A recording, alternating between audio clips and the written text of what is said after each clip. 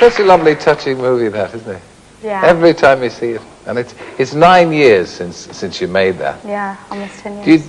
Do you still kind of look back on that as a happy time of your life? Probably the best time of my life. It was the first experiences that really showed me how to grow up. I learned a lot of lessons, and it was a really happy time.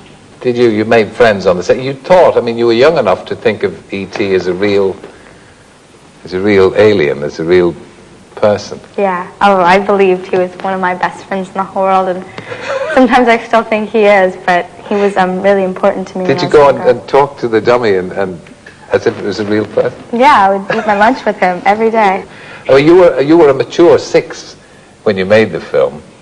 I mean, had you had a lot of acting experience before that? Yeah, I had done 1 feature film, maybe 3 or 4 TV movies, and about 20 commercials. How old were you when you started? I was 11 months when I started.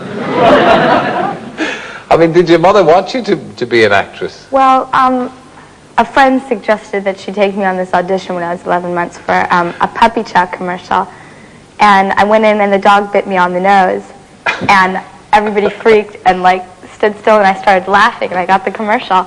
So after that, I just continued to do some commercials, and I did some TV movies, and I was about 4, and I was staring at the TV, and I said something about "this is my life," and she explained to me that maybe, it was too difficult for me, and I said, no, this is what I want to do. So knowing that I wanted it so much, because she didn't want it for me, she just wanted me to be happy. But when she understood that it was what I wanted, she helped me a lot. Well, you're a barrymore. I mean, you come from such a long dynasty of actors and actresses. Yeah, but I didn't understand that when I was little.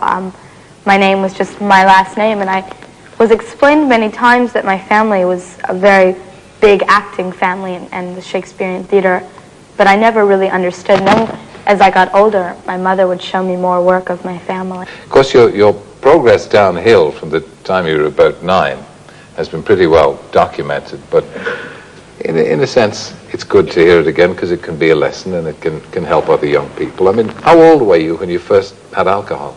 9. And then, well, how did you start to drink? So the usual way, somebody said, have a drink of this. Right.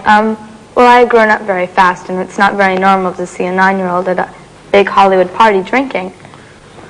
And it looks a little weird, and people were laughing and just saying, I dare you to do this, and I did, and I got really drunk, and it was such a scary, frightening feeling, yet it was such an escape from everything else in the world that I had a very liking to it. And do you think that ran in the family? Because, I mean, there were generations of Barrymores who were keen on the drink. Yeah, my whole family was definitely, they were all drinkers, and they abused it. And they say it's hereditary, and I'm sure it is, because I have a long list of it. But and what about the drugs?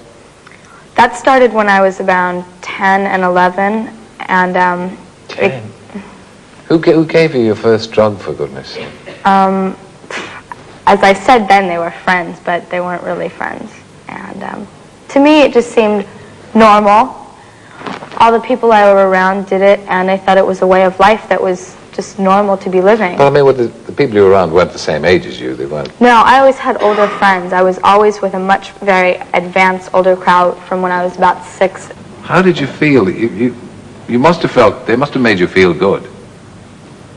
Yeah, it did. It was that great escape that you look for when you're younger, or actually at any age in your lifetime. You look for that escape to get away from your problems in life. And when you do drugs, your problems in normal life seem so much bigger that you just, you kind of do more just to get away from them. It's a complete downward It's a complete downhill cycle that you just get caught up into, and either you make it out or you don't, and it's very scary. And you went for the treatment, but that you had setbacks, hadn't you? You did some crazy things when you came out of treatment. Yeah, I did. At first I was clean, but I was off drugs, but I still had the same behavior and was still doing the same things. And that's when I really got clean, when I realized I just wasn't doing it right. I mean, is there any kind of, obviously the message is to all young people, don't do it. however young you are, you can fall into these traps. Is there any one rule that you'd say, or anything that you'd say to parents? Well, that whole you can't just say no, because they don't listen. I didn't listen, and other friends of mine didn't listen. You have to really understand where your kid is coming from a parent, and you have to let go and turn it over to either a higher power, whatever you believe in, and have a lot of patience and understanding and really help your kid. And for the kids, it really depends on the individual, because everybody is different and everybody needs a certain different type of help to get through their problem. And hopefully they can find the right one and really stick with it, and it takes a lot of patience and a lot of understanding. And how old are you now? I'm 15, almost 16. And you're just living a day at a time? Yes, 1 minute, 1 moment. What about inspiration? Who didn't I read some of the Dave Crosby of Crosby, Stills and Nash helped a lot? Yeah, I lived with him for a long time in my recovery, and him and his wife Jan, they were a big part of my recovery. Yeah. And now things are looking up again? Very. Yeah, so what are you doing?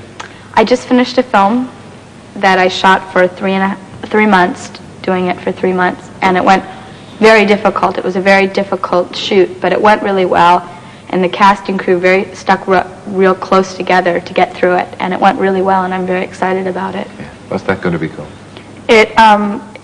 What's it going to be called? It's called Tipperary. Tipperary, as in Ireland? No, as in the song. Yeah. Ask a silly question. It really has no relevance to the movie, and I don't even understand why they called it, but hopefully, I think they'll change the title. Well, look, we're glad to see you. Look, what? We probably call it Limerick. We wish you well, and it's good to see you look well. It's good to see a young person come out the other side. It must have taken a great deal of fortitude, strength, and intelligence, but it looks as if things are on the up for you. Very. We look forward to seeing E.T. with you in it. A very small Drew Barrymore, very innocent, with an awful time ahead of her, and now you're out the other side of it. And we hope you'll continue to be. Thank you. Drew Barrymore.